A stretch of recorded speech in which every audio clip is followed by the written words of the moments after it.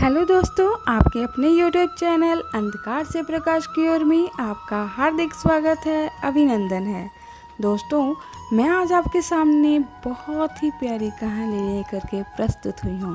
ये कहानी है परमात्मा की प्राप्ति, कि परमात्मा की प्राप्ति किसे होती है और कैसे। तो आइए जानते हैं इस कहानी के विषय में। एक राजा था। वो बहुत ही न्यायप्रिय तथा प्रजावत्सल और धार्मिक स्वभाव का था। वह नित्य अपने इष्ट देव को बड़ी श्रद्धा से पूजा पाठ और याद करता था। एक दिन इष्ट देव ने प्रसन्न होकर उसे दर्शन दिए और तथा कहा, राजन, मैं तुमसे बहुत प्रसन्न हूँ, बोलो तुम्हारी कोई इच्छा है। प्रजा को चाहने वाला राजा बोला, भगवान, मेरे पास आपका दिया सब कुछ है। आपकी कृपा से राज्य में सब प्रकार के सुख शांति, फिर भी मेरी एक इच्छा है कि जैसे आपने मुझे दर्शन देकर धन्य किया, वैसे ही मेरी सारी प्रजा को भी दर्शन दीजिए। यह तो संभव नहीं है, भगवान ने कहा। राजा को समझाया, परंतु प्रजा को चाहने वाला राजा भगवान से जिद करने लगा कि आपको सभी को दर्शन देने हैं। आखिर भगवान को अपने साधक के सामने झुकना पड़ा और वे बोले, ठीक है, कल अपनी सारी प्रजा को उस पहाड़ी के पास ले आना। मैं प्रसन्न होकर सभी को वहाँ पर पहाड़ी के ऊपर से दर्शन दूंगा। राजा अत्यंत प्रसन्न हुआ और भगवान को धन्यवाद दिया। अगले दिन सारे नगर में ढिंढोरा पिटवा दिया गया कि कल सभी पहाड़ी के नीचे मेरे साथ पहुँचें। वहाँ भगवान आप सबको दर्शन देंगे। दूसरे दिन राजा अपने समस्त प्रजा के स्वजनों के साथ लेकर पहाड़ी की ओर चल पड़े। चलते चलते रास्ते में एक स्थान पर तांबे के सिक्कों का पहाड़ दिखा। प्रजा में से कुछ एक उस ओर भागने लगे। तभी ज्ञानी राजा ने सबको सतर्क किया कि कोई उस ओर ध्यान न दे, क्योंकि तुम सब भगवान से मिलने जा रहे हो। इन तांबे के सिक्कों के पीछे अपने भाग्य को लात मत मारो। परंतु लोभ लालच में वशीभूत कुछ प्रजा तांबे के सिक्कों वाली पहाड़ी की ओर भाग ही गए और सिक्कों की गठरी बनाकर अपने घर की ओर चलने लगे।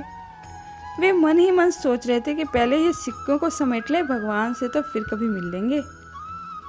राजा खिन्न मन से आगे बढ़े, क्योंकि उसकी प्रजा के कुछ सदस्य जो हैं वो तांबे की गठरी लेकर के घर की तरफ वापस चले गए थे।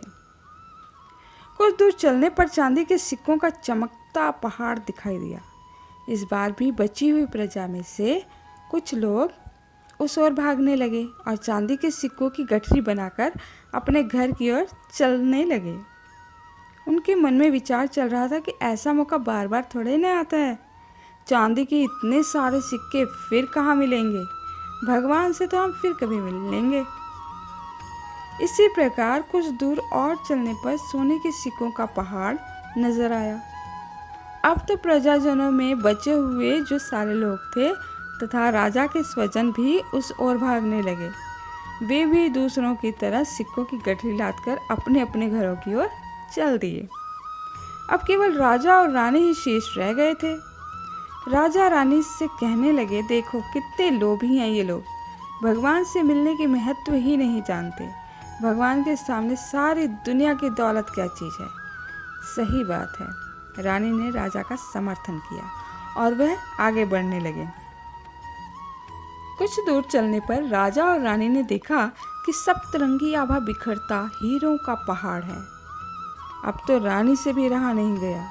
हीरो के आकर्षण से वह भी दौड़ पड़ी और हीरो की गठरी बनाने लगी।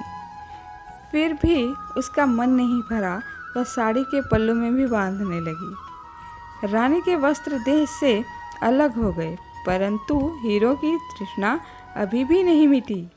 यह देख राजा को अत्यंत ग्लानि और विरक्ति हुई। बड़े दुखी मन से राजा अकेले ही आगे बढ़ते गए। वहाँ सचमुच भगवान खड़े उसका इंतजार कर रहे थे। राजा को देखते ही भगवान मुस्कुराए और पूछा, कहाँ है तुम्हारी प्रजा और तुम्हारे प्रियजन? मैं तो कब से बेकरारी से उनका इंतजार कर रहा हूँ। राजा ने शर्म और आत्मग्लानि से अपना सिर झुका दिया। तब भगवान ने राजा को समझाया, राजन, जो लोग भौतिक संसारिक प्राप्ति को मुझसे अधिक मानते हैं उन्हें कदाचित मेरी प्राप्ति नहीं होती और वह मेरे स्नेह और आशीर्वाद से भी वंचित रह जाते हैं।